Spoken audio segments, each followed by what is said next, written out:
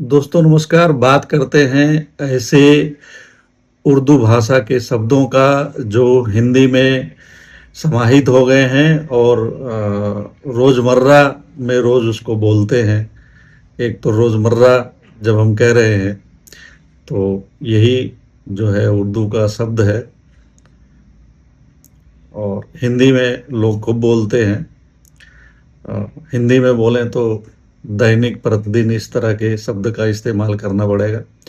इसी तरह है अक्सर। अक्सर शब्द है जो खूब बोला जाता है, जिसका हिंदी का मतलब अधिकतर या प्रायः होता है। आसान शब्द है जो सरल के लिए इस्तेमाल होता है। मुश्किल शब्द है जो कठिन के लिए इस्तेमाल होता है। हमेशा उर्दू का शब्द है, सदैव के लिए इस्तेमाल होता है। कोशिश उर्दू का शब्द है, प्रयास की जगह इस्तेमाल करते हैं। शुक्रिया धन्यवाद की जगह इस्तेमाल करते हैं। बहुत सारे लोग जानते हैं कि शुक्रिया उर्दू का शब्द है तो नहीं बोलते हैं, धन्यवाद बोलते हैं वो।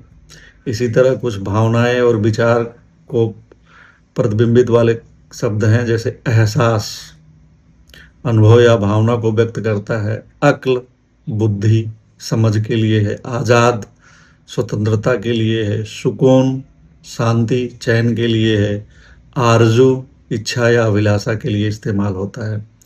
सामाजिक शब्द हैं। अखबार समाचार पत्र के लिए इस्तेमाल होता है। आदमी मनुष्य या व्यक्ति के लिए इस्तेमाल होता है। दास्तान दस्तावेज इजहार अभिव्यक्ति के लिए। एहतियात सावधानी के लिए। तो ऐसे तमाम उर्दू के शब्द हैं जो हिंदी में इस्तेमाल किए जाते हैं। इसी तरह का इश्तिहार शब्द है।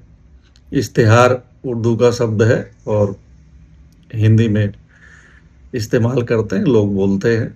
लेकिन अगर इश्तिहार शब्द कोशिश इजहार आदमी दोस्त अखबार बोल रहे हैं तो इसका मतलब ये नहीं है कि आप अपने धर्म की अवहेलना कर रहे हैं या दूसरे धर्म को बढ़ावा दे रहे हैं या दूसरे धर्म को मानने लग गए हैं। इसका कहीं से कोई मतलब नहीं होता है।